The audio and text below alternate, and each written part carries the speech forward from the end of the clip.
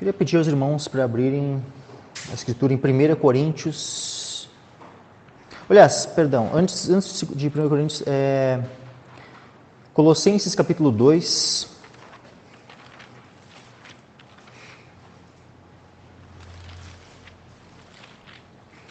Colossenses capítulo 2, versículos 16.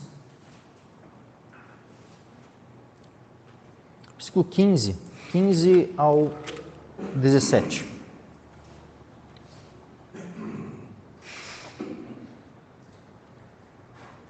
Diz assim: despojando os principados e potestades, os expôs publicamente e deles triunfou em si mesmo. Portanto, ninguém vos julgue pelo comer ou pelo beber, ou por causa dos dias de festa, ou da lua nova, ou dos sábados, que são sombras das coisas futuras, mas o corpo é de Cristo. Amém. Até aqui. Podem se sentar, meus irmãos. Então, hoje nós vamos dar sequência a esse tema, da refutação a seitas e heresias, e especificamente a esse movimento neopentecostal, que temos denunciado nesses últimos meses. E os temas que eu vou tratar hoje, pode ser que alguma que outra coisa já tenha sido mencionada anteriormente. Tá? Então, se eu for repetir algo, que os irmãos já ouviram, é segurança para os irmãos. Quanto mais a gente vai... mas os focos, vamos lá, principais, que eu quero trazer, sobre o aspecto da judaização das igrejas, sobre esse apostolado moderno, tá? E aí a gente vai entrar também em aspectos como transferência de unção, e outras práticas, tipo o cair no espírito, girar no manto, imitar animais, unção do riso, A gente vai também entrar nessas questões aí. Basicamente hoje é isso, tá? E semana que vem, quem sabe conclui na semana que vem, mas pode ser que não, tá? Não vou garantir que semana que vem conclui esse tema, mas semana que vem a gente vai entrar um pouco mais naquele aspecto daquelas distorções relacionadas à batalha espiritual, porque batalha espiritual é algo bíblico, é algo que nós estamos numa batalha espiritual, mas existem muitos conceitos errados sobre batalha espiritual nesse movimento neopentecostal. E outros aspectos de misticismo e outras coisas também, quebra de maldição, maldição hereditária, essas coisas aí, a partir de semana que vem a gente vai abordar. Por isso que eu não tenho certeza se a gente vai conseguir abordar em só mais uma semana ou se ainda não vai precisar ainda mais duas, tá? Mas vamos lá. O que nós temos nesse texto aqui? É um texto que foi escrito aos Colossenses, ou seja, a igreja dos Colossenses, que eram os irmãos que moravam na cidade de Colossos. Não era uma cidade de maioria judaica, era de maioria grega. Então eles falavam grego, eles tinham os costumes dos gregos, ou romanos, ou de outros povos, não costumes judaicos. Então a cultura daquela cidade não era uma cultura que teve uma influência do judaísmo, não. Era uma cidade que tinha a sua própria cultura, de um outro povo, diferente do povo judeu. Só que o evangelho chegou até eles. Nós vemos aqui que Epáfras foi aquele que levou o evangelho até eles, pregou o evangelho para eles, e começaram várias pessoas naquela cidade de Colossos a se converterem. Só que normalmente em cada cidade, na maioria das cidades, tinham judeus. E também judeus se convertiam ao evangelho. Só que o que acontecia muitas vezes nas igrejas? Começava a haver uma espécie de choque, porque os judeus crentes, em algumas situações, não estou dizendo que todas as vezes, o próprio Paulo era um judeu crente, Barnabé era um judeu crente, nós temos vários judeus crentes que não impunham as práticas judaicas sobre os gentios. Mas algumas vezes, judeus que se convertiam tinham, sabe, aquilo na mente, na consciência deles, de que eles deveriam impor aos gentios que adotassem várias das práticas judaicas. E isso foi algo combatido por Paulo. Paulo ele não aceitou esse tipo de imposição sobre os gentios. Tanto é que em dado momento, nós vemos lá em Atos dos Apóstolos, capítulo 14, se não me engano, que há um concílio, uma reunião ali em Jerusalém, justamente para haver uma questão fechada sobre esse ponto, né? Para que todos tivessem em comum acordo o que é que a gente vai fazer sobre isso. Porque havia alguns judeus que foram lá e começaram a pregar que os gentios precisavam se circuncidar, guardar toda a lei de Moisés. E Paulo e Barnabé contenderam com aqueles homens. Disseram, não, de jeito nenhum. E aí eles vão até Jerusalém para decidir essa questão. E aí o Espírito Santo orienta a igreja, os anciãos, os apóstolos, e eles escrevem cartas às igrejas, né, dizendo que não, que aqueles homens que haviam ido para pregar não tinham sido enviados pelas igrejas, pelos apóstolos, foram por conta própria, e que aquilo que o Espírito Santo entendeu, né, aquilo que o Espírito Santo orientou, que se deveria os gentios se guardarem, terem, né, como uma prática, era apenas o quê? Da fornicação, de comer alimentos, né, comidas sacrificadas aos ídolos, carne de animais sufocados e do sangue. Basicamente isso. Foram as únicas orientações específicas aos gentios, de que os gentios foram orientados a se guardarem da fornicação, da carne de animais sufocados e dos alimentos oferecidos aos ídolos e do sangue. Nada mais. Então não havia todas aquelas listas, né, de cerimônias e outras práticas judaicas, não foi prescrito para os gentios. E aqui, Paulo, né, ele deixa muito claro, ele é movido pelo Espírito Santo a escrever o quê? Portanto, versículo 16, ninguém vos julgue pelo comer. Quem é que poderia julgar os gentios crentes pelo comer? Os judeus, que sempre tiveram, né, uma alimentação muito mais restrita, com base na lei de Moisés. Mas se fosse o caso, né, de que os gentios então deveriam adotar esses mesmos princípios, né, sobre a alimentação que os judeus já tinham na lei de Moisés, não seria aqui o momento certo? Lembrem lá, né, de comer exatamente aquilo que diz lá na lei de Moisés. Não seria o momento agora apropriado para isso? Mas não, diz assim, portanto, ninguém vos julgue pelo comer ou pelo beber, ou por causa dos dias de festa, ou da lua nova, ou dos sábados. Então aqui, então, o sábado não era algo mais obrigatório para os gentios, no caso. A lua nova era, né, era o início de cada mês, onde haviam vários sacrifícios diferentes ali, era uma data especial para os judeus. Mas agora, os cristãos precisavam estar preocupados em fazer algo diferente na lua nova? Não. Dias de festa. Ninguém vos julgue pelo comer, pelo beber, ou por causa dos dias de festa. Nós tínhamos na lei de Moisés vários dias de festa. A Páscoa, pães ázimos, o dia das primícias, Pentecostes, a festa das trombetas, o Yom Kippur, né, o dia da expiação, e também a festa dos tabernáculos, também, né, a festa das cabanas, então todas essas festas, né, eram guardadas pelos judeus, conforme o que estava revelado na lei de Moisés. Mas o povo gentil que se convertia a Cristo precisavam guardar essas festas? Não havia necessidade de guardar essas festas. Então nem as festas, nem os sábados, nem a dieta alimentar específica dos judeus, nem a lua nova. Por quê? Versículo 17 diz o porquê. Que são sombras das coisas futuras. Elas eram sombras das coisas futuras, mas o corpo é de Cristo. O que significa isso? Eram sombras das coisas futuras. A sombra, o corpo, ele projeta uma sombra.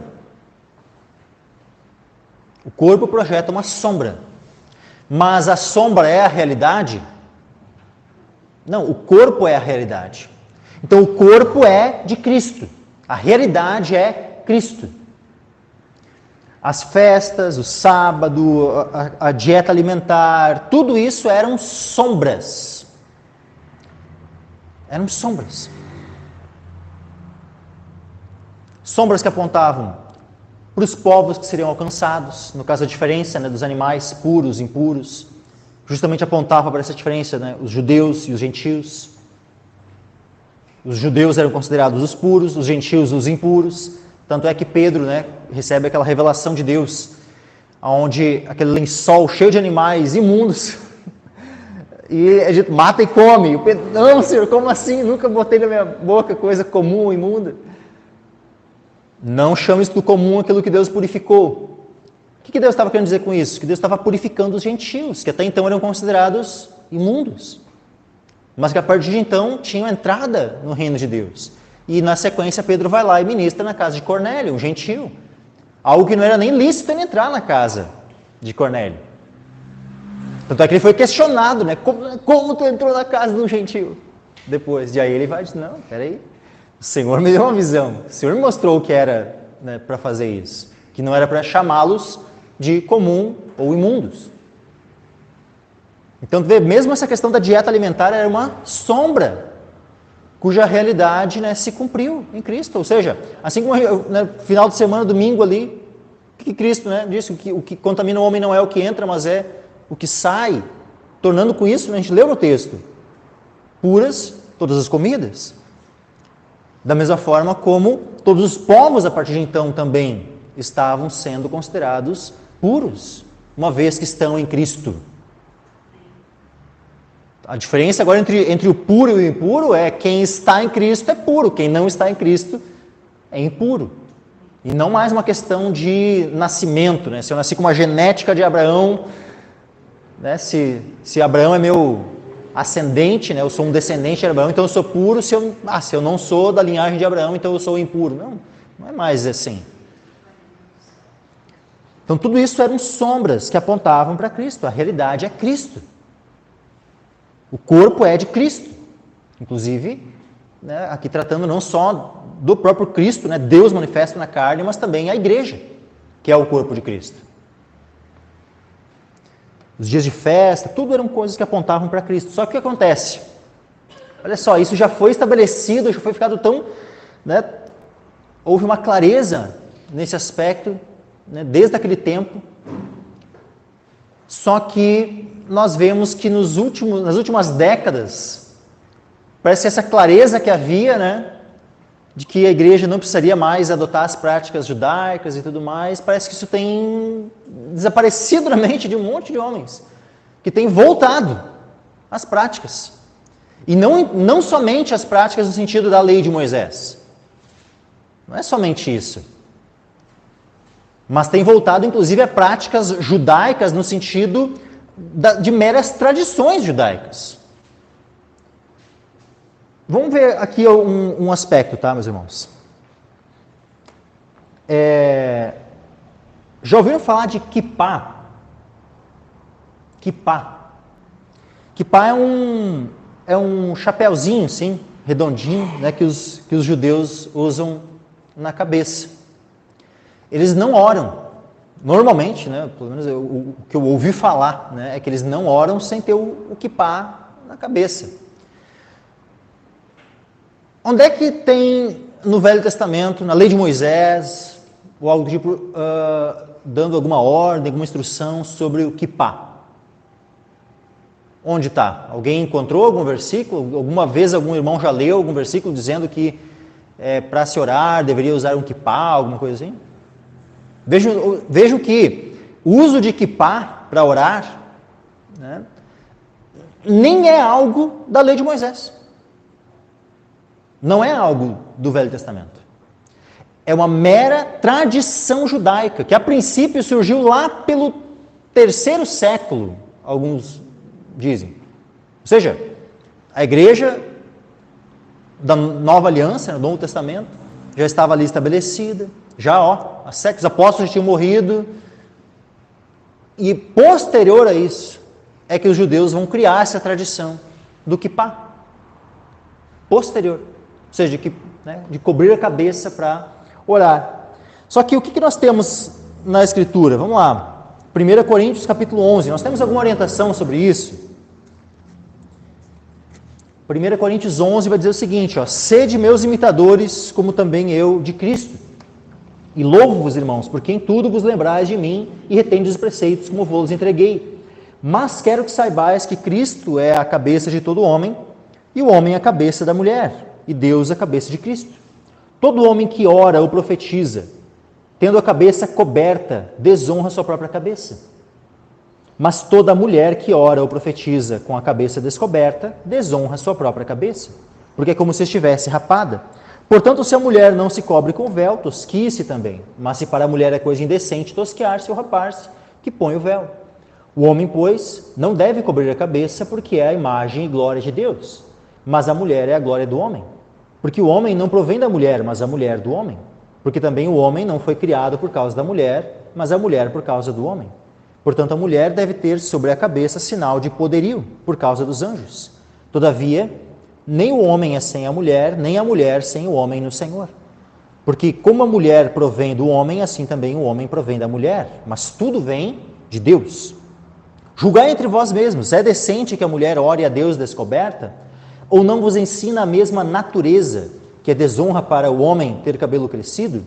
Mas ter a mulher cabelo crescido lhe é honroso, porque o cabelo lhe foi dado em lugar de véu. Mas se alguém quiser ser contencioso, nós não temos tal costume nem as igrejas de Deus. O que nós vemos aqui, meus irmãos? Um ensinamento.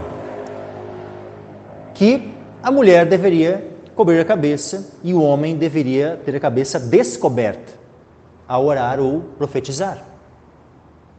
Qual é a tradição judaica? A de cobrir a cabeça. Qual é o ensino que foi dado à igreja? De que o homem não deveria cobrir a cabeça.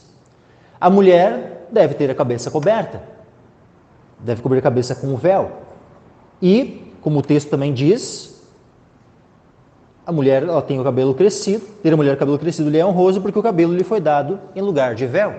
Então, mulher que tem o cabelo crescido está usando o véu natural que o Senhor lhe deu. E vai orar tranquilamente, não vai precisar pegar um véu físico, e de fato botar sobre a cabeça. Algumas igrejas têm essa doutrina. Ok, mas uma vez que diz ali o cabelo lhe foi dado em lugar de véu, ponto. Tem gente que diz assim, mas esse aqui era o ensino da cultura. O texto ele aponta para a criação, o texto aponta para os anjos e o texto aponta para a natureza. Então, em nenhum momento ele aponta para a cultura. Tá? Por isso que as mulheres não deveriam ter a cabeça rapada ou coisa assim, mas sim ter o cabelo crescido. Ponto. O homem não deve cobrir a cabeça.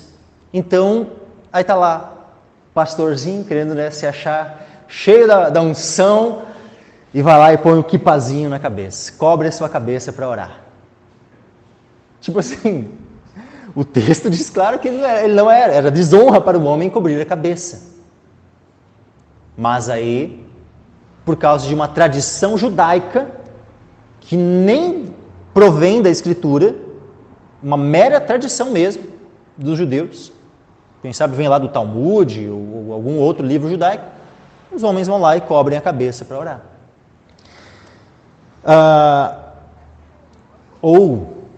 Usam aqueles mantos.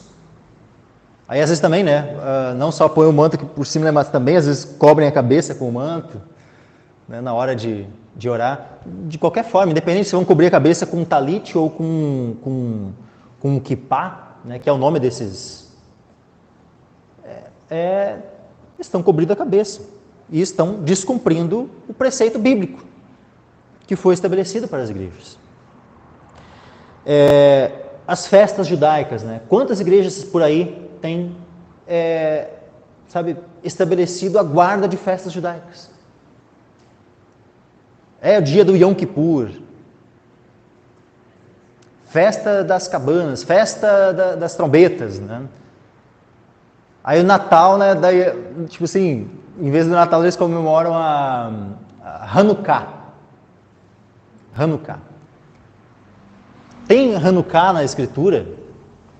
Nem tem Hanukkah na Escritura. Né? É uma mera festa de tradição judaica. Mas, né, o objetivo é o quê? Né, de várias dessas igrejas influenciadas, né, pelo neopentecostalismo, por esse movimento, é seguir uma tradição meramente judaica. Só isso. Então, assim, festas judaicas, né, as vestes judaicas, nada disso, sabe? A gente tem que ir atrás dessas coisas. Outra coisa, shofar, né? Toque de shofar para atrair a presença de Deus. Sabe, eu já tive presente várias vezes em cultos, né? Faz mais de 10 anos atrás. Né, numa igreja anterior, né, que eu congregava, assim, teve uma época, né? Não foi assim uma coisa, parece que foi um movimento, assim, sabe? Uma onda, né, que veio, assim, né, de toque de shofar e tal, depois passou, né? Eu lembro que foi só um tempo, assim, alguns meses, sei lá, um ano, que teve isso, né? Mas era meio frequente, assim, tinha no início do louvor, assim, né, tocava um shofar e tal, né? E aí, pá, né, o pessoal ficava, né, agora é o som desceu, né? Sabe? Assim, se fosse só se fosse usar o shofar só como, sabe, apenas como um mero instrumento musical, assim, em algum momento da música, sabe, que fosse encaixar alguma coisa, eu até, sabe, sem problema. O problema não é o shofar em si, né, tocar uma trombeta, né, o chifre de um carneiro, de alguma coisa, um berrante, sei lá. O problema não é o instrumento em si, o problema é o significado que dão. Achar que o toque daquele instrumento vai atrair a presença de Deus. Não, peraí, onde tiraram isso? O problema, sabe, é o misticismo que é atribuído ao toque desse instrumento. Então, o shofar em si não é o problema é o misticismo atrelado. É achar que aquele objeto é o ponto de contato, né, da presença de Deus, como se fosse uma espécie de arca da aliança, de sei lá, sabe, alguma coisa mística, né? Esse é o problema. Outra coisa, já que eu mencionei, né, arca da aliança, né? Quantas vezes, sabe, várias igrejas têm aquela coisa assim, ó, vai iniciar o culto, aí vem os homens vestidos de sacerdotes, né, trazendo uma réplica da Arca da Aliança nas costas, vão lá, né, passam pelo meio da igreja e sobem lá no altar, né, e tal, e aí a igreja fica, né, graças a Deus eu nunca participei de um negócio desses, né, isso eu nunca vi, não pessoalmente, né, só pela internet mesmo, assim, mas é a prática de algumas igrejas neopentecostais. Nesse caso aqui, eu não sei se a gente conseguiria tratar, né, uma igreja que tem uma prática desse tipo, desse naipe, né, dessa categoria, se poderíamos chamar de igreja. Sabe, eu creio que aí já chega ao ponto, sabe, de seita. Não tem como uma igreja bíblica, saudável, ou mesmo uma igreja já que não está saudável, né, eu creio que ali já é um limite, assim, que já não dá mais para nem considerar igreja mais. E é interessante, sabe, esses que ficam introduzindo, né, réplicas da Arca da Aliança no culto, ou mesmo que às vezes, né, aquilo que é ruim, tá? Mas óbvio, né, não dá para comparar, não é a mesma coisa. Uma coisa é tu pegar, fazer uma réplica da Arca da Aliança e trazer para o meio do culto e usar isso como um elemento do culto. Agora tem outra coisa que é um problema também, tá? Mas é óbvio, é um problema menor, mas é um problema também, que é aquela coisa, sabe, de ter essas réplicas, né, da Arca da Aliança, assim, às vezes, né, como um objeto de enfeite, né, em casa, ou no escritório, em algum lugar assim, ou na igreja e tal, ter uma réplicazinha da Arca da Aliança, mesmo que só como um ornamento, tá? Sem atribuir aquilo um valor de culto, assim. É um problema menor, mas mesmo assim é um problema, meus irmãos. Por quê? Porque por mais que a Arca da Aliança em si, ela carrega todo um significado que nós podemos, né, atribuir, né, ela continua sendo uma sombra. Ela é uma sombra de Cristo. Por mais que o significado dela estava relacionado à propiciação, né, e ao trono de Deus e a vários aspectos, mas a Arca da Aliança em si é uma sombra. Ponto. Por mais significados que tenha, existe a necessidade de fazer alguma réplica dela? Na verdade, meus irmãos, nós temos uma orientação oposta a isso. Abra comigo em Jeremias, capítulo 3, versículo 14 ao 16. Jeremias 3, versículo 14 ao 16.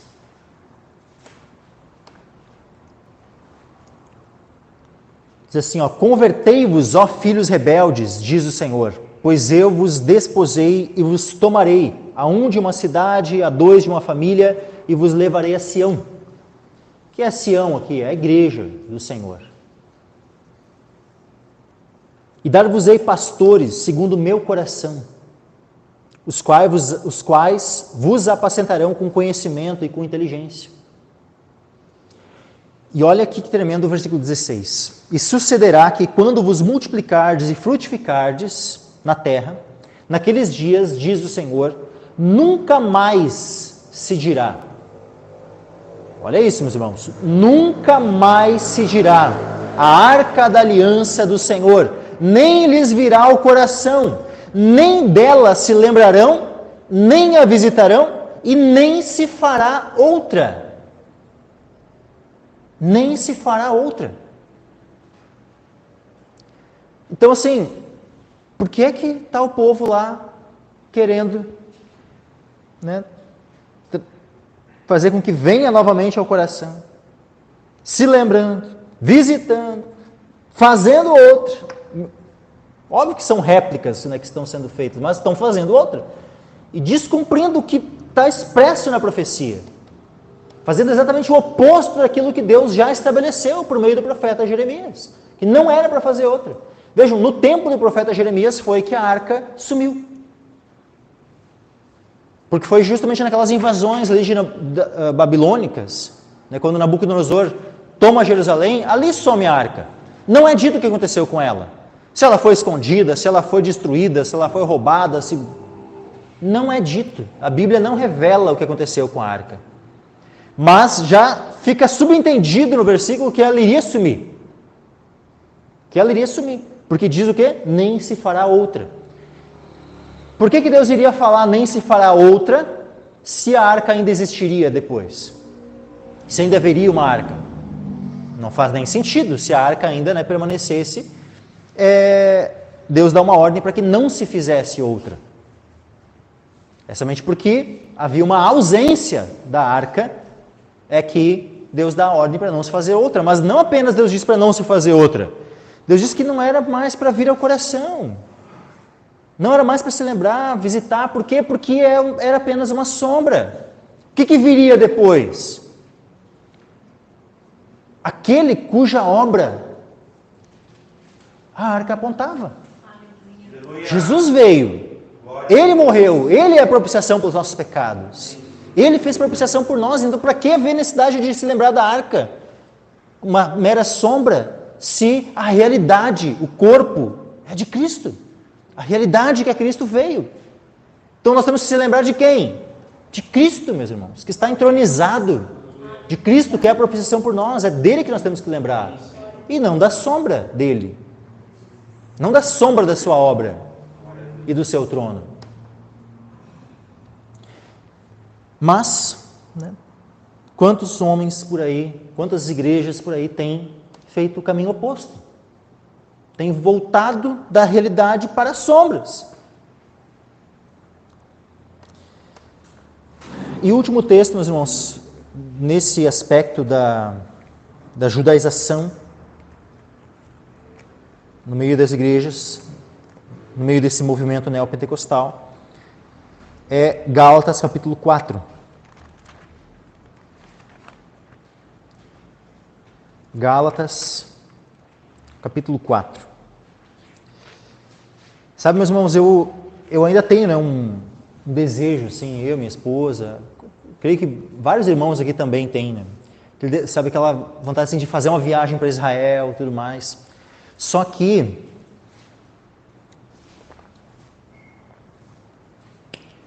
vamos lá. Eu quero, por exemplo, ir lá no Rio Jordão lá e vou fazer um segundo batismo, né? Batismo no Rio Jordão. É óbvio que não, meus irmãos. Ou dar os 7 pulinhos de Naamã. Não é 7 pulinhos, é mergulhos, 7 mergulhos. Né? No ano novo, né, os batuqueiros vão lá para o mar dar os 7 pulinhos das ondas, né? Aí, no misticismo e sincretismo, né, nessa mistura de umbanda com um evangelicalismo, que é onde vai descambar, né, em vários dos misticismos neopentecostais. Aí vai lá o povo lá para Jerusalém, no Jordão, e dá uns 7 mergulhos de Naamã. Qual é a diferença dos 7 pulinhos das ondas do ano novo do pessoal da Umbanda? Não tem diferença, meus irmãos. Deus disse para nós irmos no Jordão e darmos 7 mergulhos. Não, Deus não disse para nós. O único que recebeu essa palavra foi Naamã. Ela foi uma palavra específica para Naamã, não é uma palavra para nós. Deus não deu uma ordem assim que todas as pessoas, tu tem algum problema de saúde, vai lá no Jordão lá e dá 7 mergulhos lá que tu vai ser curado. Não existe isso na Bíblia, meus irmãos. O único que recebeu essa ordem e que nem queria obedecer, né, era o Naamã.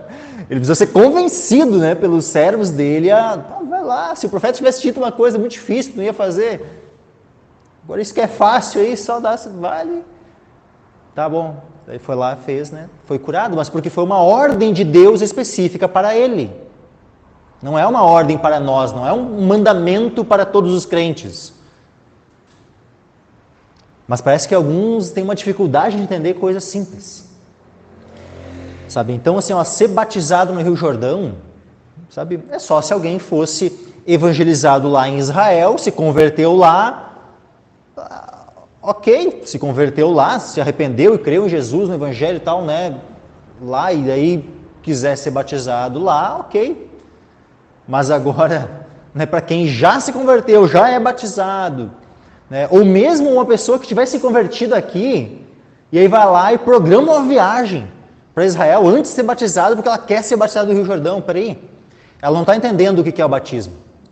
Porque ela vai atribuir, porque provavelmente uma pessoa que quisesse esperar para ser batizada no Rio Jordão, estaria atribuindo alguma coisa de misticismo aí no rio, lá, sabe, como se fosse um batismo melhor, um batismo superior no Rio Jordão do que um batismo feito em qualquer outro rio, lagoa, piscina, mar. Não é o local onde é batizado que vai fazer alguma diferença na vida do cristão. Então, assim, essa própria questão de ser batizado no Rio Jordão já é algo, sabe, de uma prática neopentecostal. Porque, sim, o povo judeu lá que se converte e for batizado no Rio Jordão, amém. Mas agora, brasileiros viajar para lá para ser batizado lá no Rio Jordão não faz sentido nenhum. Mas Gálatas capítulo 4, Gálatas 4, versículo...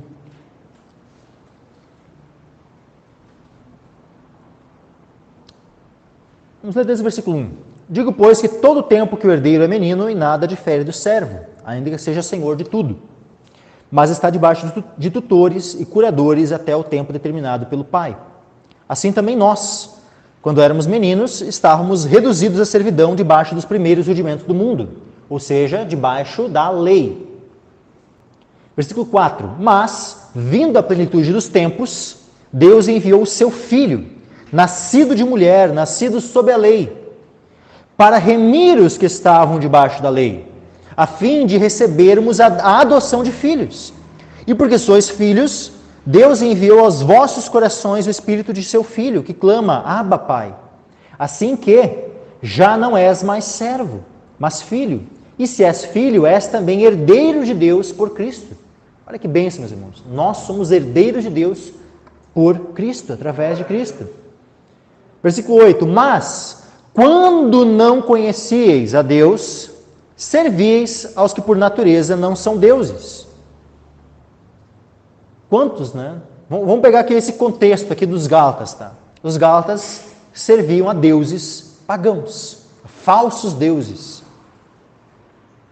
Esses deuses falsos não tinham datas em que eles eram honrados, dias de festa e outras coisas do tipo? Tinham.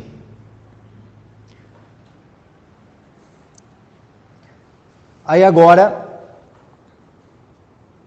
mas agora, versículo 9, conhecendo a Deus, ou antes, sendo conhecidos por Deus, como tornais outra vez a esses rudimentos fracos e pobres, aos quais de novo quereis servir?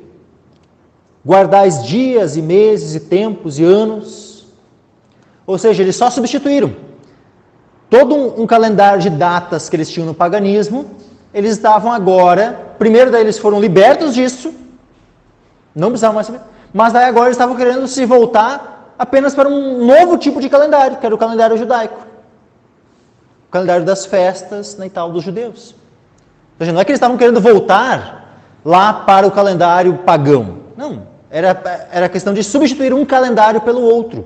O calendário pagão pelo calendário judaico de festas. Mas, e aí? Estava certo?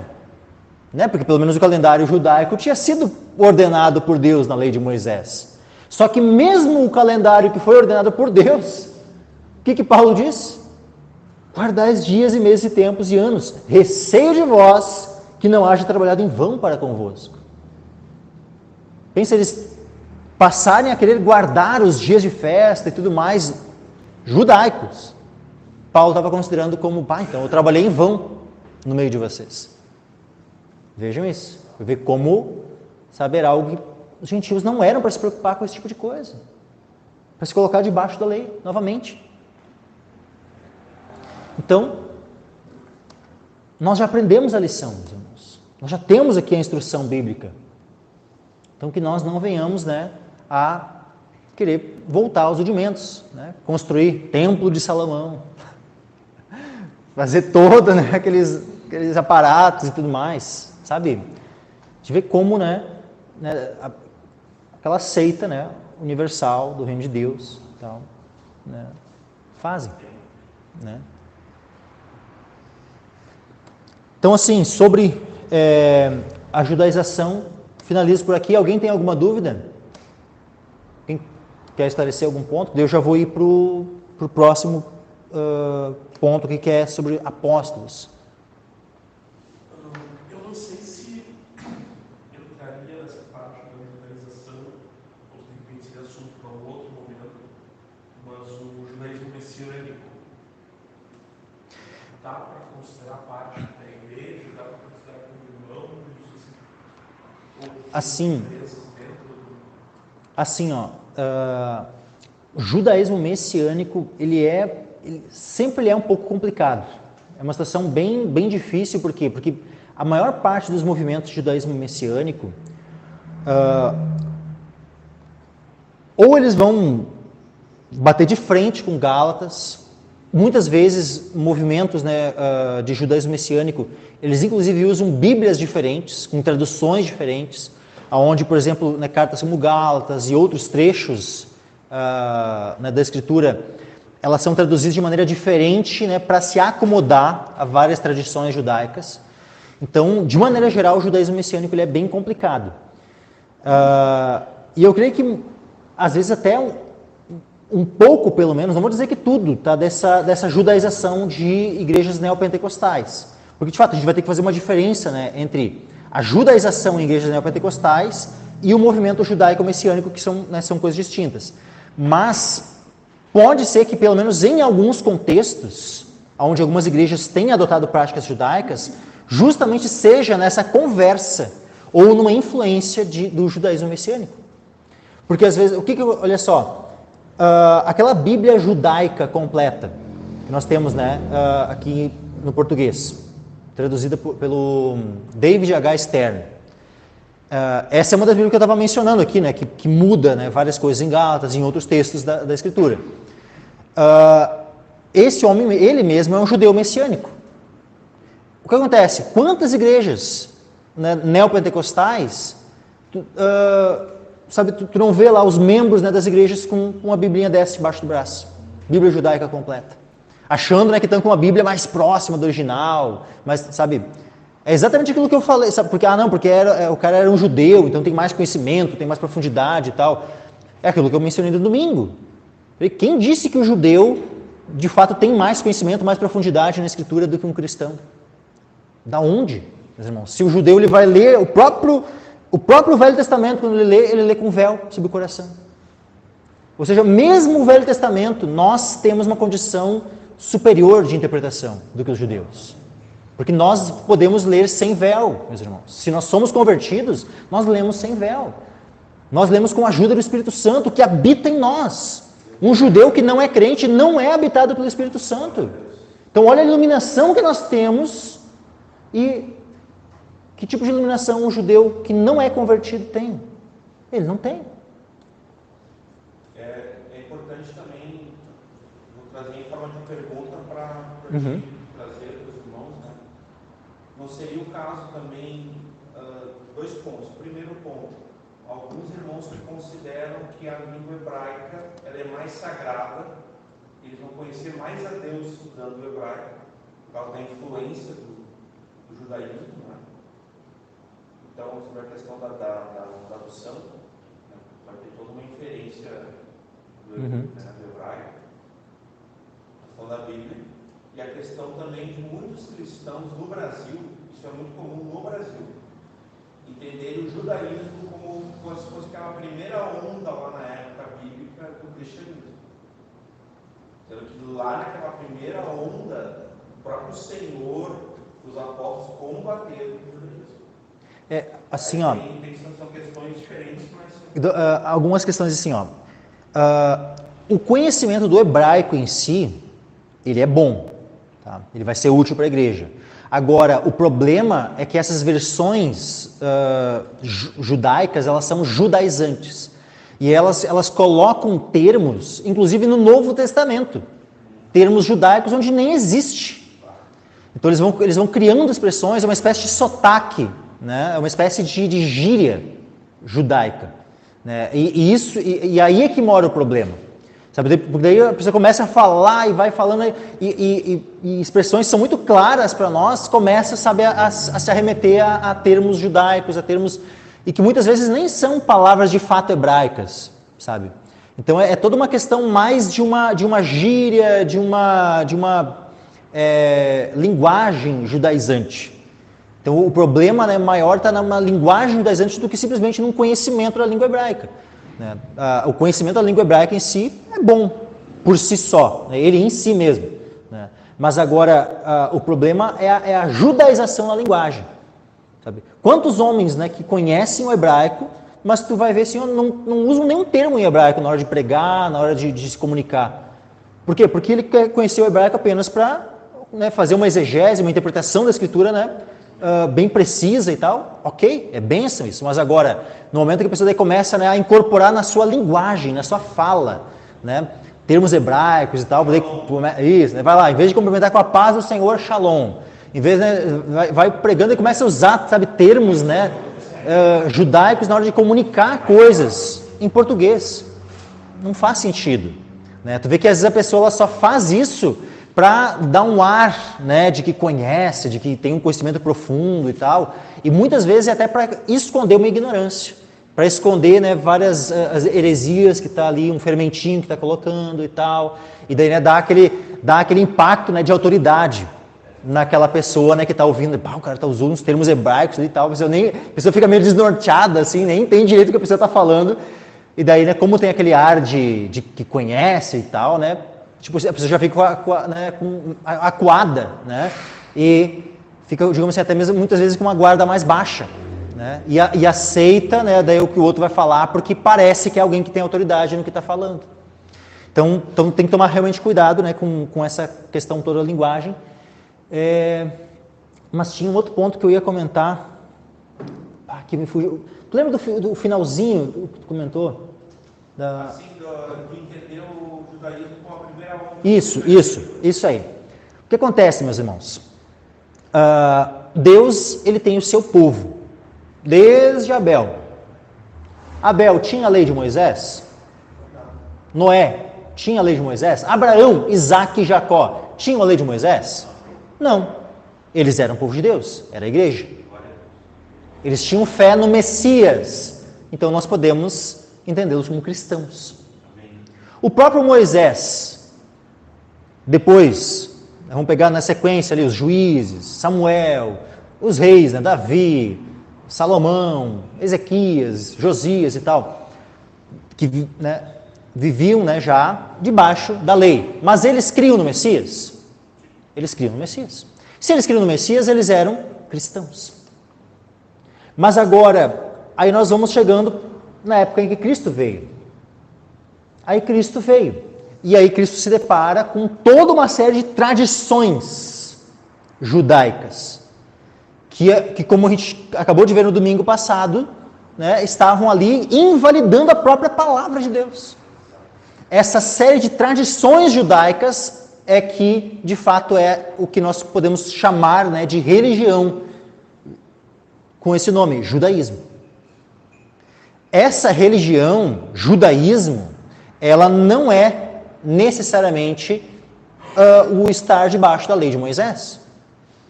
Porque Paulo mesmo diz que ele era da seita mais severa do seu povo, que era os fariseus. Conforme o judaísmo, ele chega a mencionar o judaísmo, com todas as palavras. Mas e aí?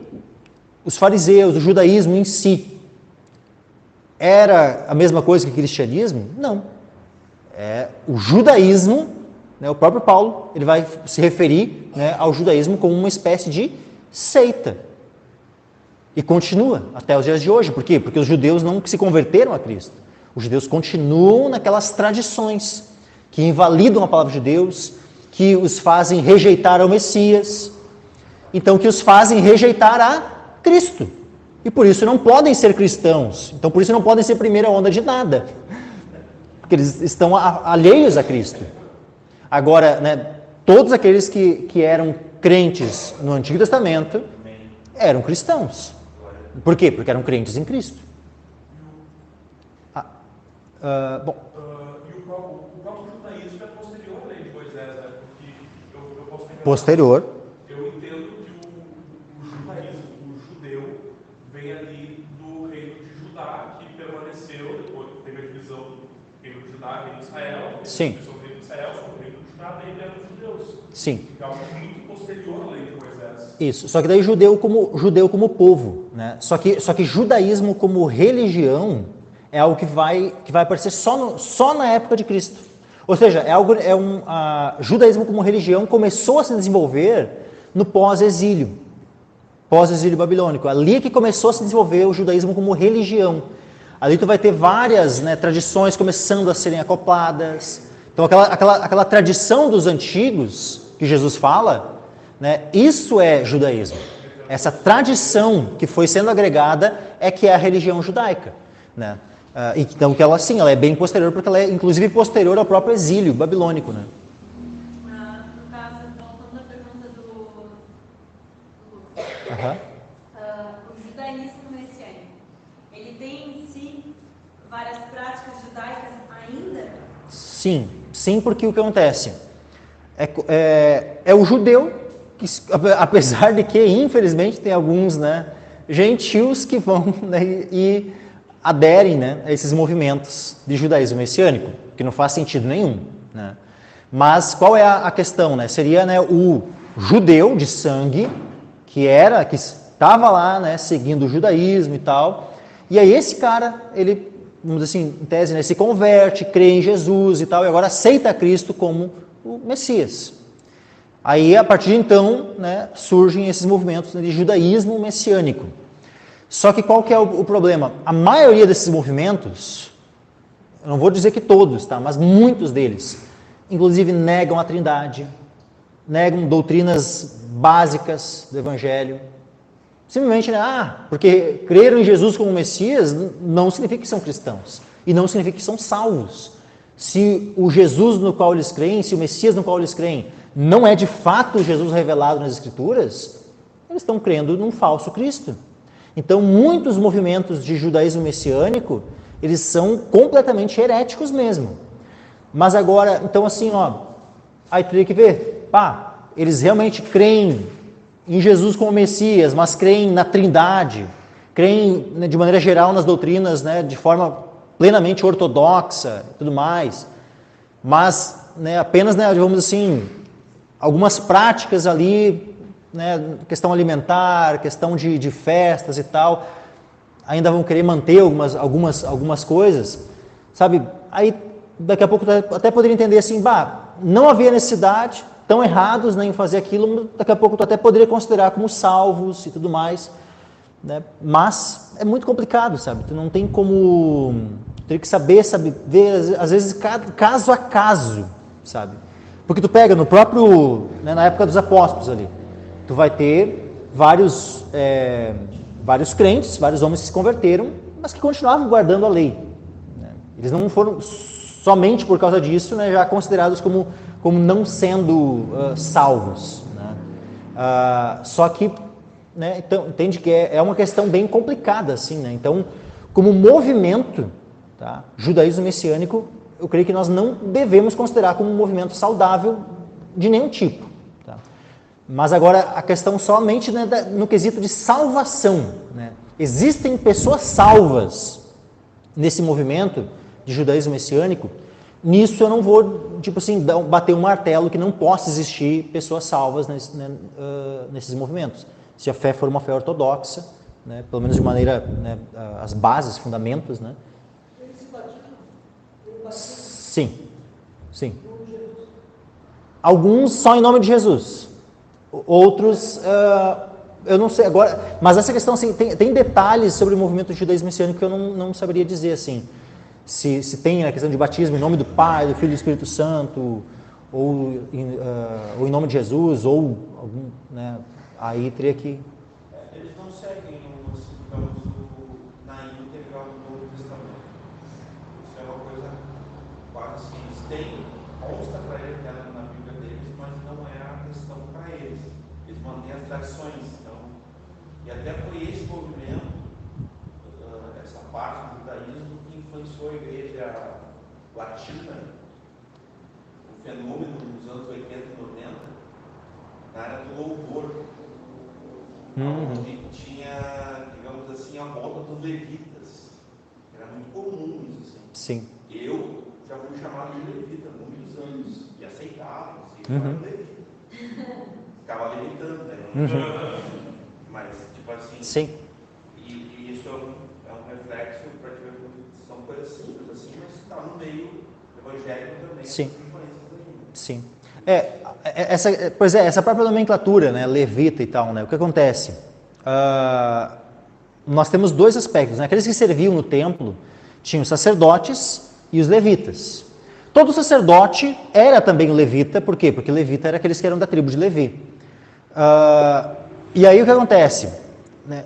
Existe uma certa analogia entre o sacerdote e o pastor, entre os levitas e músicos, porteiros e outros serviços no meio da igreja. Tá, tu até consegue fazer uma analogia, só que tem um problema sério aí. Por quê? Chamar o pastor de sacerdote está correto? O pastor é um sacerdote? O pastor ele pode ser considerado um sacerdote da mesma forma como todos os crentes são sacerdotes. Então, nesse sentido sim, mas agora, né, naquele mesmo aspecto de analogia, aí chamar um músico ou um porteiro, mas digamos se fosse querer fazer analogia, né? Chama um músico, porteiro, aqueles que limpam, quem atua no serviço da igreja, chamar de levita, eu teria que chamar o pastor de sacerdote. E está errado, porque o sacerdócio é algo que é comum a todos os crentes, todos são sacerdotes em Cristo. Então tem porquê, sabe? Mesmo que por analogia, chamar um músico ou aquele que atua em algum outro serviço na igreja, chamar de levita, não tem para quê. É só para gerar confusão, né? Então, tá errado e acaba, né, até mesmo sendo um aspecto, se formos analisar, judaizante, né? Mas é isso aí. Indo agora para o próximo tópico, tá? Apóstolos. Os apóstolos modernos, né? Então, é algo, né, que começou bastante, né, a surgir aonde? Em igrejas neopentecostais, né, esse apostolado moderno. Homens se autoproclamando apóstolos. Então, o homem, né, ele chefia ali uma igreja, ele é o dono de uma igreja.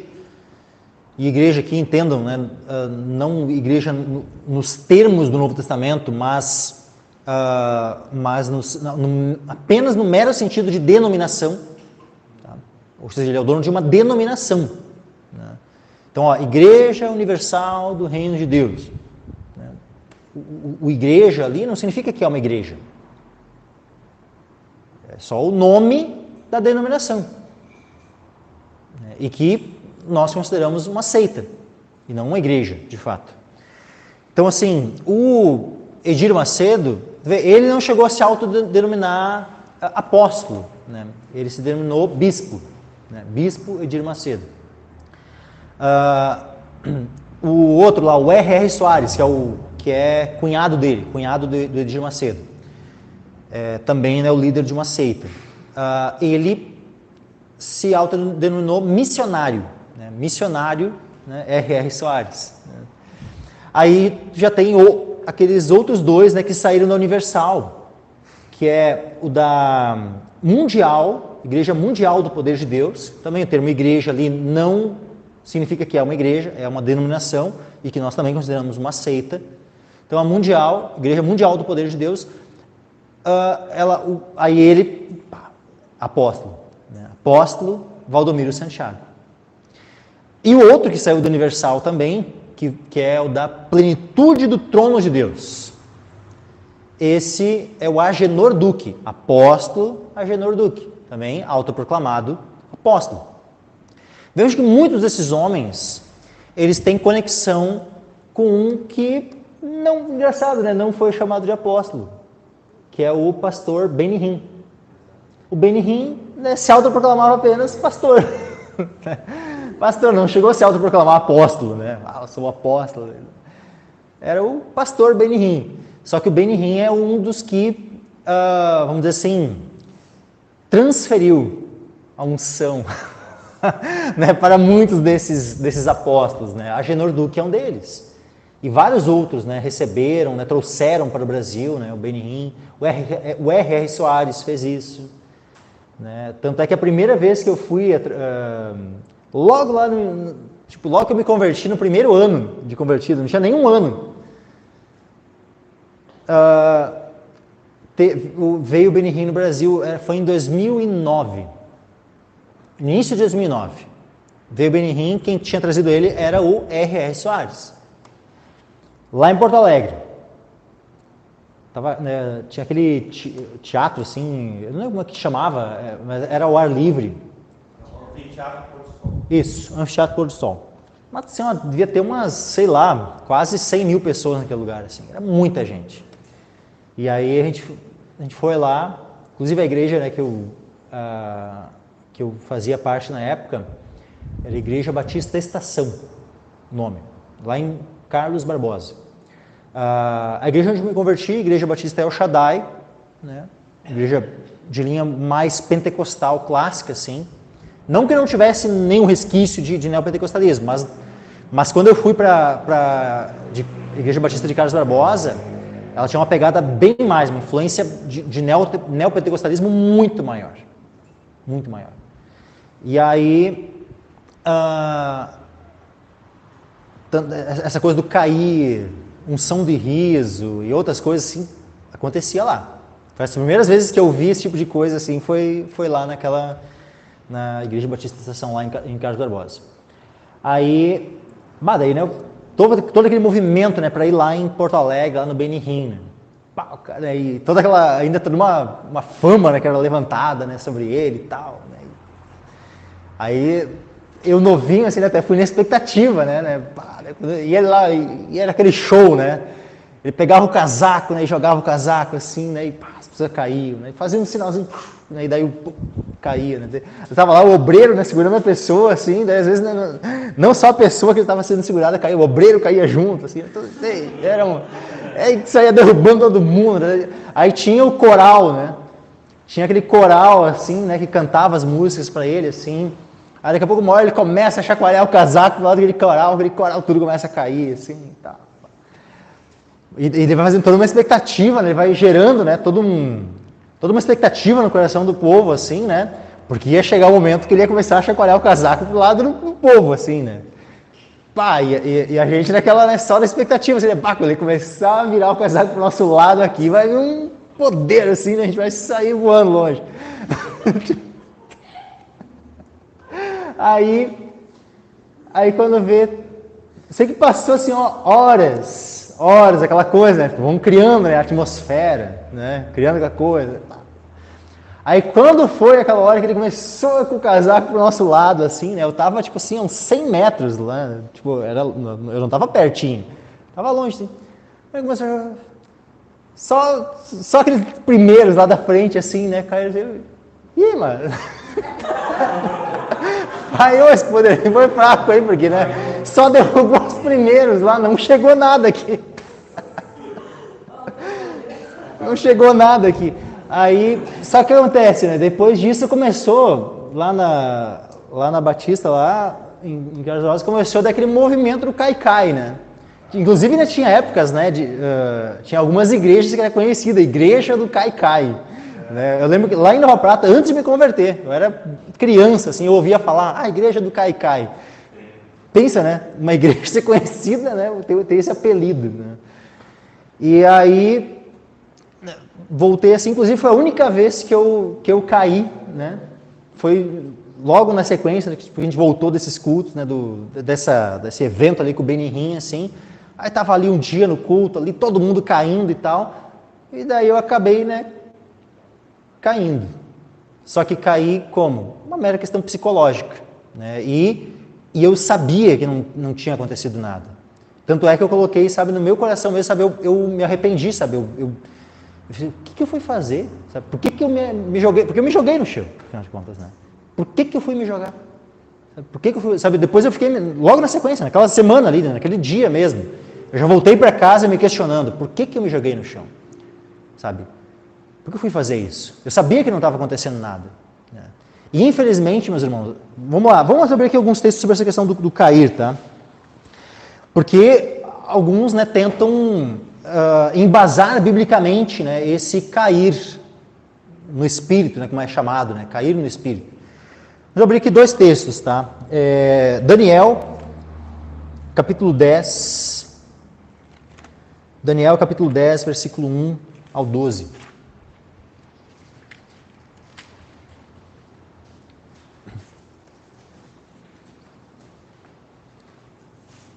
Diz assim, no terceiro, Daniel 10, versículo 1 ao 12. No terceiro ano de Ciro, rei da Pérsia, foi revelada uma palavra a Daniel, cujo nome era chamado Beltesazar. A palavra era verdadeira, envolvia grande conflito, e ele entendeu esta palavra e tinha entendimento da visão. Naqueles dias eu, Daniel, estive triste por 3 semanas. Alimento desejável não comi, nem carne nem vinho entraram na minha boca, nem me ungi com unguento, até que se cumpriram as 3 semanas. E no dia 24 do primeiro mês, eu estava à borda do grande rio Hidekel. E levantei os meus olhos e olhei, e eis um homem vestido de linho, e os seus lombos cingidos com ouro fino de Ufaz. Vejam, Daniel tem aqui uma visão. Tá? E aí ele começa a descrever essa visão, versículo 6. E o seu corpo era como berilo, o seu rosto parecia um relâmpago, os seus olhos como tochas de fogo, seus braços e seus pés brilhavam como bronze polido. E a voz das suas palavras era como a voz de uma multidão. E só eu, Daniel, tive aquela visão. Os homens que estavam comigo não a viram. Contudo, caiu sobre eles um grande temor e fugiram, escondendo-se. Fiquei, pois, eu só a contemplar esta grande visão. E não ficou força em mim. Transmudou-se o meu semblante em corrupção e não tive força alguma. Contudo, ouvi a voz das suas palavras, e ouvindo o som das suas palavras, eu caí sobre o meu rosto num profundo sono, com o meu rosto em terra. E eis que certa mão me tocou e fez com que me movesse sobre os meus joelhos e sobre as palmas das minhas mãos. E me disse: Daniel, homem muito amado, entende as palavras que vou te dizer e levanta-te sobre os teus pés, porque a ti sou enviado. E falando ele comigo esta palavra, levantei-me tremendo. Então me disse: não temas, Daniel, porque desde o primeiro dia em que aplicaste o teu coração a compreender e a humilhar-te perante o teu Deus, são ouvidas as tuas palavras. E eu vim por causa das tuas palavras. Amém. Então, vejam, meus irmãos, é algo impossível, é algo que não pode acontecer, alguém cair debaixo do poder de Deus. É óbvio que alguém pode cair sob o poder de Deus. Daniel aqui é um exemplo. Ok, Daniel de fato caiu diante dessa visão e tal, mas vejam, o que estava acontecendo? Olha o poder, né, dessa visão, olha que coisa tremenda, que coisa grandiosa que é essa visão. Então, é óbvio que sim, pode alguém cair sob a atuação do Espírito de Deus. Mas agora, vamos lá, vamos abrir aqui um outro texto ainda.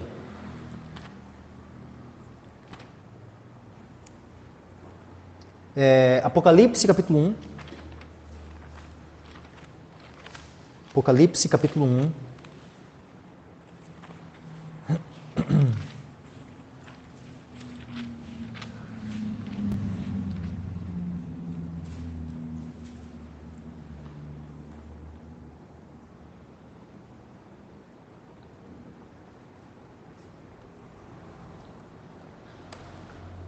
Versículo 10 em diante. Apocalipse 1, versículo 10 em diante. E fui arrebatado no Espírito no dia do Senhor, e ouvi detrás de mim uma grande voz, como de trombeta, que dizia: eu sou o Alfa e o Ômega, o primeiro e o derradeiro, e o que vês escreve num livro, e envia as 7 igrejas que estão na Ásia, a Éfeso e a Esmirna, e a Pérgamo e a Tiatira, e a Sardes e a Filadélfia e a Laodiceia. E virei-me para ver a voz que falava comigo. E virando-me, vi 7 castiçais de ouro, e no meio dos 7 castiçais, um semelhante ao Filho do Homem, vestido até os pés de uma roupa comprida, e cingido pelos peitos com um cinto de ouro.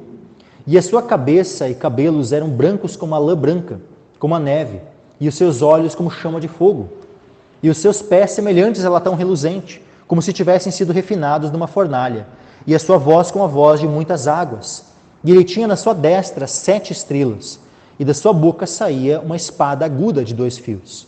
E o seu rosto era como o sol, quando na sua força resplandece. E eu, quando o vi, caí a seus pés como morto. E ele pôs sobre mim a sua destra, dizendo-me: não temas, eu sou o primeiro e o último, e o que vivo e fui morto, mas eis, aqui estou eu vivo para todo sempre. Amém. E tenho as chaves da morte e do inferno. Amém, até aqui. Então, de maneira semelhante, vejam que a visão ela não é tão diferente assim da visão que Daniel teve. Uma visão até mesmo semelhante. E, da mesma forma, João, né, cai como morto, né, aos seus pés. Então, o cair em si não é algo que não possa acontecer. Né? E mesmo, eu não vou aqui então, estabelecer uma doutrina, né, que somente se tiver uma visão, né, grandiosa como essa que uma pessoa cairia. Não. Deus pode atuar, né, com o seu poder sobre alguém e essa pessoa cair. Olha, como é que eu vou dizer, como é que eu vou negar, dizer que não? Mas agora, há um problema que nessas igrejas, né, conhecidas como igrejas do cai-cai, a grande maioria, e se não em muitos cultos, todos até, daqueles que caem, não é debaixo de uma atuação do Espírito Santo, uma coisa assim, mas é por efeito psicológico. A grande maioria das pessoas que caem nesses movimentos, essas coisas, não é porque estão debaixo de uma atuação do Espírito Santo, mas é por um efeito psicológico.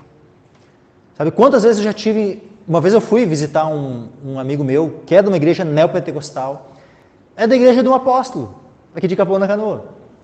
Eu era colega do filho dele, e na época ele não era apóstolo ainda, né? Ele não tinha se autoproclamado apóstolo. Na época ele era pastor, havia se autoproclamado bispo, e estava daí ungindo alguns pastores, que posteriormente, né, ele colocou esses pastores como bispos, nomeou vários líderes como pastores e ele como apóstolo. Mas na época, né, ele era então o bispo, havia, né, se tornado, né, de pastor para bispo. Ele tinha chamado um colombiano para ir lá pregar, estava pregando em espanhol, né, e aí aquele colombiano começou, né, a impor a mão sobre as pessoas assim, e elas caírem. E aí, daí uma hora ele fez uma linha, uma fileira, né, de jovens, ele chamou todos os jovens lá para frente. Aí tá, daí eu ia orar, né, pelos jovens, né. Só que eu não, na hora assim, eu nem tinha, não sabia que a intenção dele era sair derrubando todos aqueles jovens, né. Aí tá, eu fui lá para receber a oração, né. Ele chamou para aqui, queria receber a oração, então eu fui lá para, né, vou receber a oração. Isso era 2010, acho que 2010 ou 2011, não lembro, acho que 2011 devia ser. Aí eu fui lá, assim, daí quando ele começou a orar daí começou a derrubar, né? E foi assim, sabe aqueles dominó, sabe, que tu coloca assim as pecinhas, né? Aí tu derruba e vai toda aquela fileirinha caindo assim. Ele foi pondo a mão assim, cada um queria colocando a mão, pum, pum, pum, pum, pum. E eu era o último da fila. Aí quando chegou em mim, ele só passou assim, né? Eu fiquei de pé, né? Eu não estou sentindo nada para cair, que negócio é esse, né? Tipo assim, eu não vou cair aqui, né? Eu lembrei da situação anterior, né? Onde eu tinha me jogado por essa pressão psicológica do ambiente, né? Então eu não ia cair de novo, né? Não foi Deus a não ser que de fato o poder de Deus, né, tivesse, né? Mas não, né? Ou seja, né, ali foi um dia porque claramente eu vi, isso é uma questão psicológica, sabe? Né? Todos que estão aqui, porque se esse homem tivesse realmente tanto poder assim, será que eu não ia ter sentido nada? Né? Será que, sabe, eu não teria percebido, não teria o discernimento de que havia uma unção especial sobre esse homem aqui? É uma questão psicológica, meus irmãos. Na maioria dos casos, então, tá? Infelizmente é isso. Só que, óbvio, também tem uma outra situação.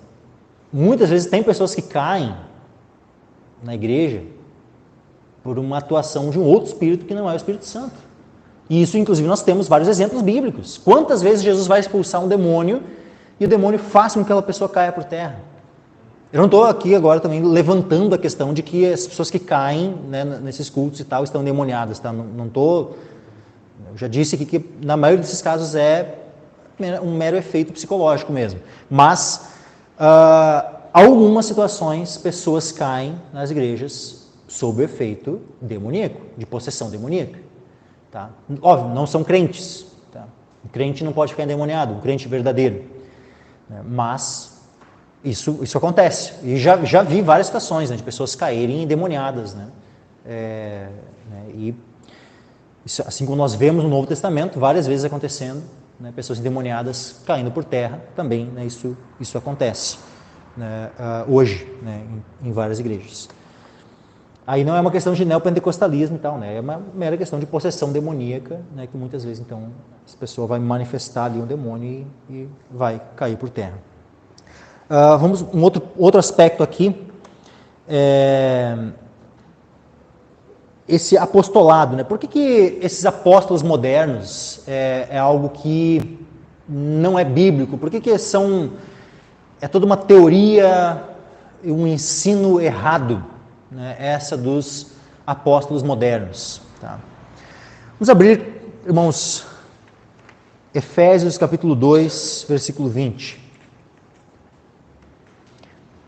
Que o texto diz assim, ó, edificados sobre o fundamento dos apóstolos e dos profetas, de que Jesus Cristo é a principal pedra da esquina, no qual todo edifício bem ajustado cresce para templo santo no Senhor, no qual também vós juntamente sois edificados para a morada de Deus em Espírito. Então aqui está falando da igreja do Senhor, que ela é edificada sobre Cristo, que ela é edificada sobre o fundamento dos apóstolos e dos profetas. Então, meus irmãos, os apóstolos e profetas, eles foram levantados pelo Senhor para concluir a revelação sobre a qual a igreja está edificada. Qual é o fundamento sobre o qual a igreja está edificada? Os escritos dos apóstolos e profetas. Qual é esse? Gênesis a Apocalipse. Porque a igreja ela não está edificada somente sobre Mateus a Apocalipse. A igreja está edificada sobre toda a Escritura. Não é só os Novos Testamentos. É só a Escritura. Então a igreja está edificada sobre toda a Escritura, porque toda a Escritura é inspirada por Deus. E é sobre toda a Escritura que a igreja está edificada. Então, esses apóstolos e profetas aqui, é aqueles que Deus usou para escrever a Escritura, principalmente. Então, desde Moisés, Jeremias, Isaías, todos esses profetas, né? Josué, Davi, Miqueias, Ageu, Zacarias, os apóstolos, né? Mateus, João, profetas do Novo Testamento, Lucas, Marcos, não eram apóstolos, mas eram profetas. Apóstolo Paulo, apóstolo Pedro. Então nós vemos a igreja sendo edificada então sobre o fundamento dos apóstolos e profetas, aqueles que Deus usou, né, tanto para pregar a verdade, como também para registrar a verdade de Deus, para registrar a palavra de Deus. Hoje, a palavra de Deus continua sendo escrita, Deus continua dando, né, o cânon está aberto aí, continuam novos livros sendo acrescentados, funciona assim? Não. O cânon está fechado. Quando o Apocalipse foi escrito, se encerrou o cânon das Escrituras. Então o cânon está fechado, são 66 livros, nenhum a mais, nenhum a menos. As exatas palavras de Deus estão registradas e cristalizadas ali, não pode nem ser removida, nem acrescentado nada. Então, nesse sentido, existem apóstolos e profetas hoje, lançando o fundamento sobre o qual a igreja está edificada? Não. Nesse sentido, não existem apóstolos e profetas hoje. Existem profetas em outro sentido, não no sentido de lançar o fundamento, não no sentido de acrescentar algo à revelação de Deus. Podem existir profetas hoje num outro aspecto, ou seja, no aspecto de ter o dom de profecia, nesse sentido sim. Inclusive, Paulo, né, orienta a igreja de Corinto, que buscasse os melhores dons, e ele cita especialmente o dom de profecia. E esses que têm o dom de profecia também são chamados de profetas, mas vejam que são profetas com funções distintas, de qualidades distintas. Então, esse profeta relacionado ao dom de profecia, ok, nós cremos na atualidade desse profeta. Agora, no profeta, no sentido daquele que lança fundamento, daquele que Deus usa para revelar a doutrina sobre a qual a igreja está edificada, não. Isso se encerrou lá, com o cânon da Escritura. Outro, então assim, apóstolos, né? Então existiriam, citei aqui o caso de profetas, né? O profeta que existe, aquele profeta que não tem mais. Apóstolo. Existe apóstolo no sentido hoje de lançar o fundamento, de escrever a Escritura? Também não. Inclusive, Paulo, ele fala a respeito de si como? Abra comigo em 1 Coríntios, capítulo 15,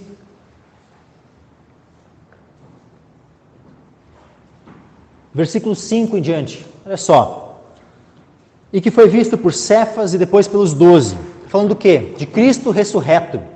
Cristo ressuscitado. Ele foi visto por Cefas, né, que é Pedro. E depois pelos 12. Depois foi visto uma vez por mais de 500 irmãos, dos quais vive ainda a maior parte, mas alguns já dormem. Depois foi visto por Tiago, depois por todos os apóstolos. Veja que Paulo menciona aqui por último, né? Todos os apóstolos. Todos os apóstolos. E por derradeiro de todos, ou seja, todos os apóstolos. Mas ele fala assim, e por derradeiro de todos, me apareceu também a mim, como a um nascido fora de tempo. Nascido o quê? Nascido o quê? Fora de tempo? Nascido de novo? Não, com certeza ele não está falando do novo nascimento. Porque afinal, e aqueles que ele iria ser usado por Deus para que nascessem de novo. Então é óbvio que ele não está falando aqui de que tipo de nascimento aqui, nascido fora de tempo. Ele está falando do apostolado dele. Ele como apóstolo, é um apóstolo nascido fora de tempo. Porque olha só, vamos ler aqui para os irmãos ter certeza, a convicção de que de fato ele está falando do apostolado dele, que ele é um apóstolo nascido fora de tempo. Vamos ler novamente o 8 e depois vamos ler o 9.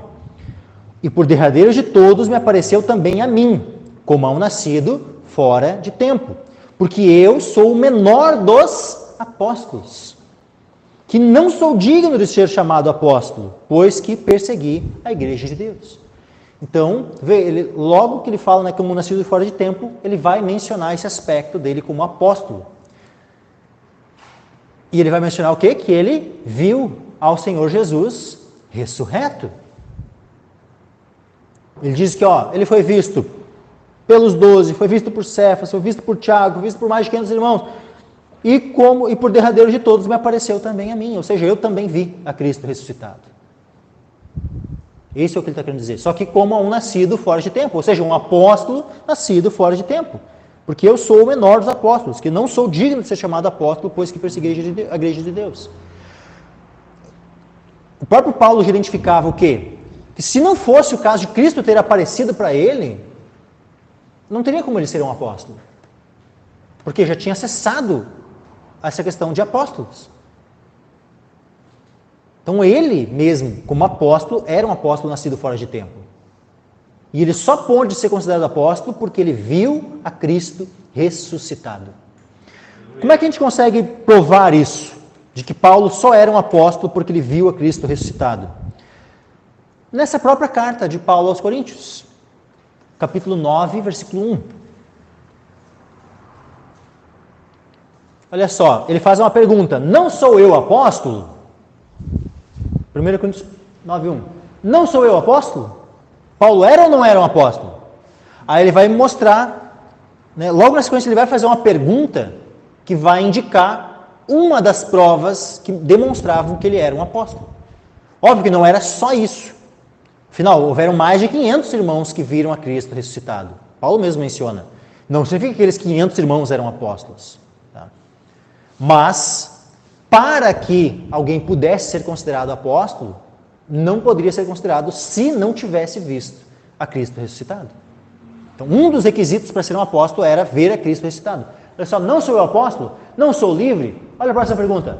Não vi eu a Jesus Cristo, Senhor nosso? Não vi eu a Jesus Cristo, Senhor nosso? Ele viu o Senhor. Então, ele foi um daqueles que viu o Senhor, mesmo que fora de tempo. Por isso que ele é um apóstolo, e por isso que até havia alguns que questionavam o apostolado dele. Mas ele viu o Senhor. Um pouco mais adiante, 2 Coríntios, capítulo 12.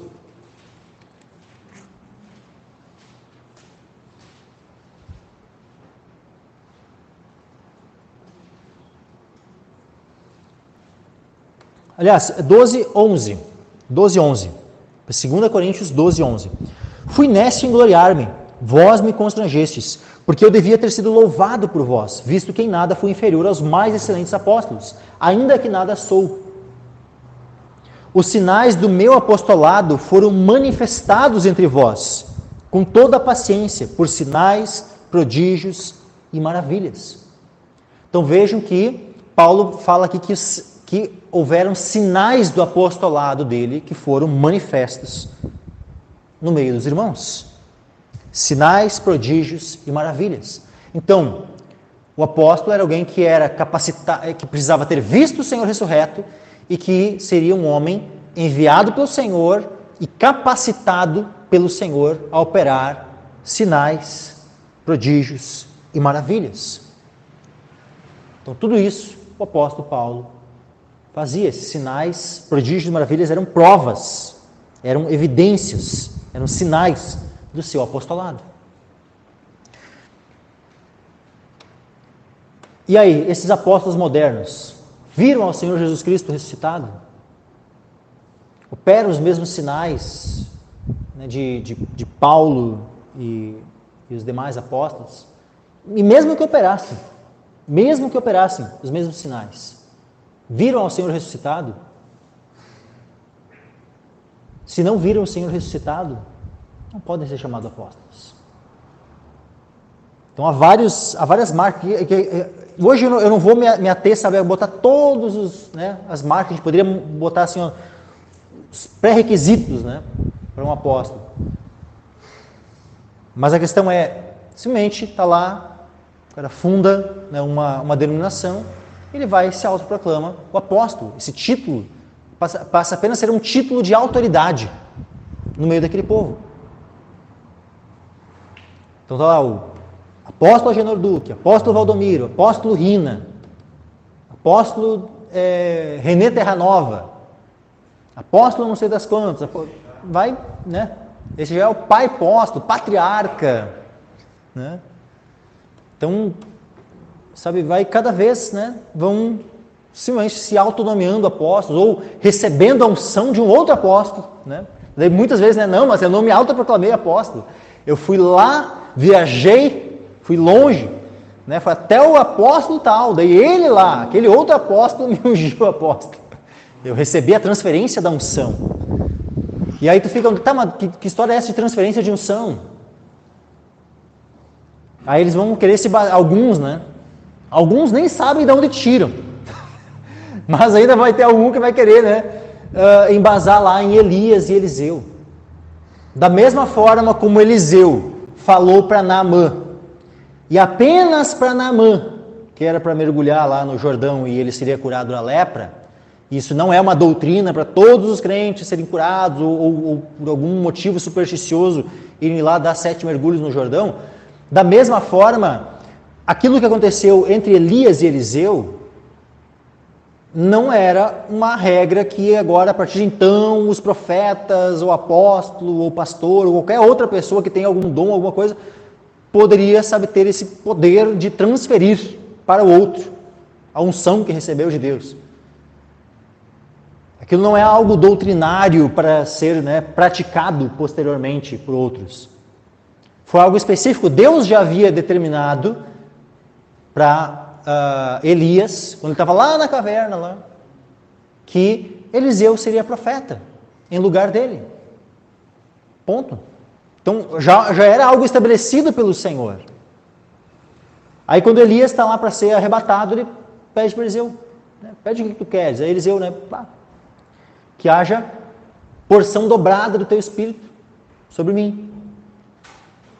Se tu me vires quando eu me apartar, quando eu for levado, aí vai ser concedido. E ele viu, quando Elias foi arrebatado, Eliseu viu e Eliseu recebeu porção dobrada do Espírito que estava sobre Elias. Ou seja, podemos dizer assim, da unção que estava sobre Elias. Mas foi um caso único, isolado, específico. Isso não é uma doutrina para ser estabelecida agora, né, como transferência de unção. Uma vez eu estava presente em uma vigília, né, em Vista Alegre do Prata, e aí tinha um pastor que é um pastor muito querido, sabe? Um pastor que eu amo ele, amigo meu, mas infelizmente, né, que tem uma pegada neopentecostal bem forte em vários aspectos. E ele é um desses pastores que crê em transferência de unção. Só que ele estava na vigília e a grande maioria dos irmãos que estavam presentes na vigília, que tinha gente de mais de uma igreja, não eram dessa linha mais neopentecostal assim, e que crê em transferência de unção. E aí ele estava lá pregando e tal, e aí quando vê ele, né, quem aqui crê em transferência de unção? E tal, né? Por quê? Porque ele queria, né, orar para transferir a unção. Só que aí quando ele pergunta assim, quem é que cria em transferência de unção, levantasse a mão, todo mundo ficou com as mãos abaixadas. Ninguém levantou a mão, né, afirmando assim que cria em transferência de unção. Aquilo foi um constrangimento assim, né, mas graças a Deus sabe que, né, que ninguém levantou a mão, né? Ninguém além do pastor cria em transferência de unção. Já estive em outros contextos né, em outras conferências e coisas assim, onde foi ensinado sobre esse erro, né, de transferência de unção, sabe? Onde ele estava lá, daí um pastor, né, lá de Goiânia, e aí vai lá e ora dos pastores de Capão da Canoa, transferindo a unção que estava sobre ele, né, sobre os pastores de Capão. Tal. Então, assim, um outro aspecto, né, onde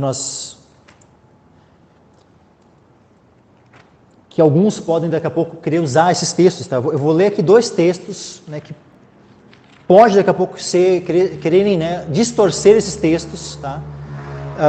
Para dizer que isso aqui poderia dar base para transferência de unção. Tá? 1 Timóteo 4:14 diz assim, ó, não desprezes o dom que há em ti, o qual te foi dado por profecia com a imposição das mãos do presbitério. E também 2 Timóteo capítulo 1, versículo 6, por cujo motivo te lembro que despertes o dom de Deus que existe em ti pela imposição das minhas mãos. O que nós vemos aqui, meus irmãos? Um dom, ele pode ser conferido, sim, por meio de imposição de mãos. Alguém vai lá, ora, né? Mas agora, isso está no poder da pessoa que tem um dom? Pá. Não, meus irmãos, não está no poder da pessoa que tem algum dom conferir a outro aquele dom. Vamos lá, vamos abrir 1 Coríntios capítulo 12. 1 Coríntios 12.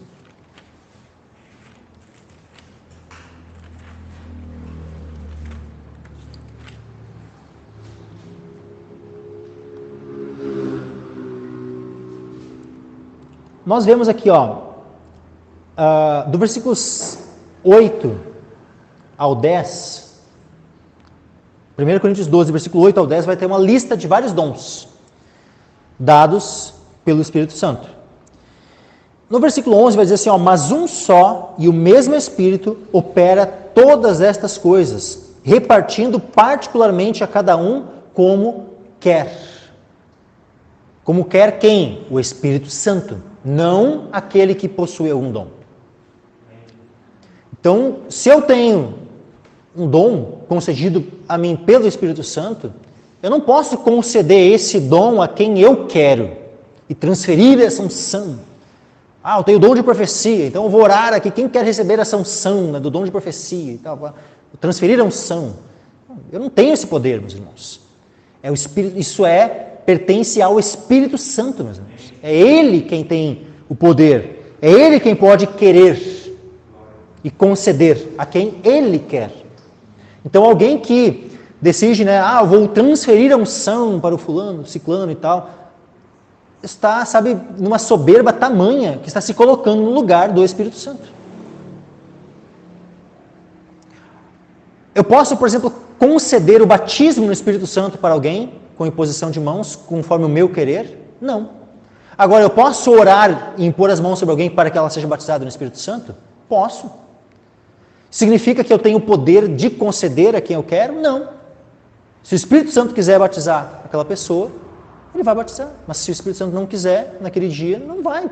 Posso impor 100 vezes as mãos sobre a pessoa. É conforme o querer do Espírito Santo. Mas eu posso impor as mãos. E uma pessoa vir a ser batizada no Espírito Santo. Da mesma forma como eu posso impor as mãos sobre alguém e essa pessoa receber um dom. Mas isso não significa que é conforme eu quero. E eu posso transferir a unção sobre aquela pessoa. Não. Eu posso orar para que Deus conceda um dom, assim como Timóteo recebeu, claramente ali, um dom por imposição de mãos. Do presbitério, do próprio apóstolo Paulo. Mas agora, isso não significa que então isso está endossando uma doutrina de transferência de unção. Porque sempre está incutida nessa coisa de transferência de unção a vontade daquele que vai orar, que vai impor a mão, que vai transferir a sua unção. Uma pessoa que se coloca no lugar do Espírito Santo. É como se fosse uma coisa automática, como se fosse uma coisa assim, né? É só impor a mão aqui e vai acontecer, vai receber a unção. Isso aí está errado, meus irmãos. Isso não tem base bíblica. Isso é uma distorção das Escrituras.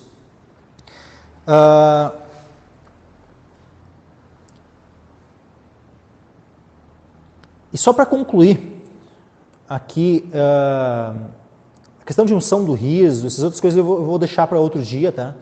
Mas, só para concluir essa parte de apóstolo, tá?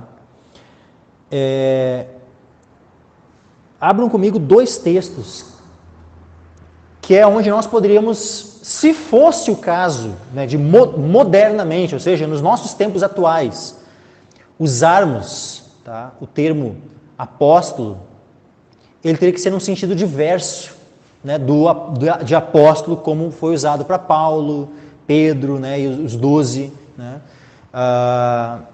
que é justamente conforme o Novo Testamento usou o termo apóstolo, mas que, lógico, no português não foi traduzido como apóstolo, tá? Primeiro, 2 Coríntios 8, 23.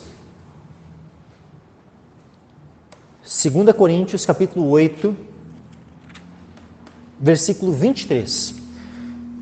Só para os irmãos compreenderem, o termo apóstolo, ele significa, se ele fosse ser traduzido para o português, ele seria traduzido pela palavra enviado. Então, o apóstolo é um enviado. Tá? Então, o apóstolo é enviado para alguém. Os 12 apóstolos, eles eram enviados por Cristo. Agora, existem pessoas que podem ser enviadas por uma igreja? Sim. Nesse caso, é um apóstolo da igreja, não é um apóstolo escolhido pelo Espírito Santo ou escolhido por Cristo. Não. A igreja pode enviar alguém para uma missão específica.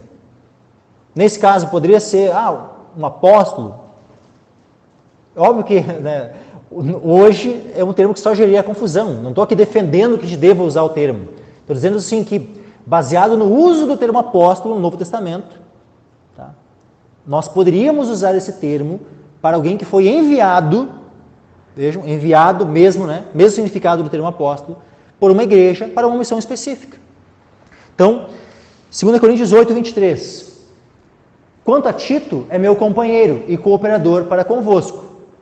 Quanto a nossos irmãos que estavam acompanhando a Tito, são embaixadores das igrejas e glória de Cristo. Ou seja, eles haviam sido enviados. Eles eram apóstolos das igrejas. Ou seja, eles haviam sido enviados pelas igrejas. Qual era a missão aqui que Tito e esses irmãos estavam fazendo? Era recolher aquelas ofertas, aquela coleta aos pobres lá da Judéia, aos irmãos pobres da Judéia. Então, eram irmãos que tinham uma responsabilidade de ir pelas igrejas, recolhendo essas ofertas, para depois eles irem em comboio, para levarem essas ofertas lá em Jerusalém. Esses irmãos que foram escolhidos pelas igrejas, que nem aqui, aqui em Capão a gente vai pegar, vamos escolher, né, o Samuel, para levar uma oferta lá, né, digamos assim, que aconteça alguma situação lá em alguma cidade que precisa de uma ajuda. Então Samuel vai como representante aqui da Igreja Batista Brás de Capão da Canoa, né? Então nós vamos enviar o Samuel para essa missão, né, de levar aquela ajuda, esse auxílio lá para aquela cidade e tal. O Samuel seria então um apóstolo da Igreja de Capão da Canoa, ou seja, um enviado para essa missão. Esse termo apóstolo, no caso ali do Samuel, implicaria numa autoridade, num poder sobre a igreja, uma coisa assim? Não. Isso significaria apenas que ele foi enviado para uma missão específica. Ele cumpriu a missão, ele vai voltar, ponto. Cumpriu o envio, cumpriu a missão que foi dada, entregue a ele. E ponto final. Veja que é um termo bem simples. Não necessariamente que ele denota, né, uma autoridade, um poder sobre, né, como denota esse termo nessas igrejas neopentecostais. E o outro texto é Filipenses 2:25. E aqui a gente conclui, meus irmãos. Filipenses 2:25. Julguei contudo necessário mandar-vos Epafrodito, meu irmão e cooperador, e companheiro nos combates, e vosso enviado para prover as minhas necessidades. Vejam, Epafrodito era um companheiro do apóstolo Paulo. Vosso apóstolo, no original tem o termo apóstolo aqui, que foi traduzido como enviado. Por que foi traduzido como enviado e não transliterado para o termo apóstolo? Justamente para não criar essa confusão. né, com essa, sabe? Por quê? Porque ele simplesmente foi um enviado pela igreja. Então, assim, um missionário que ele é enviado em missão para outro país, ele poderia ser chamado de apóstolo? Poderia. Isso denotaria um poder, uma autoridade maior do que a de um pastor, do que... Não. Não. Então, ou seja, o termo apóstolo, nesses termos, entendendo esse significado e tal, ele até poderia ser usado. Porque que, infelizmente, né, acaba que a gente, justamente pelo mau uso do termo, né, que fica assim, mas se nós quiséssemos biblicamente utilizá-lo, não teria problema. Dentro do entendimento correto, da função correta, ou seja, enviado pela igreja, nesse caso, né, a igreja dos Filipenses enviou Epafrodito para prover as necessidades do apóstolo Paulo. Ok? Então, nesse sentido, poderíamos usar o termo apóstolo, atualmente mesmo.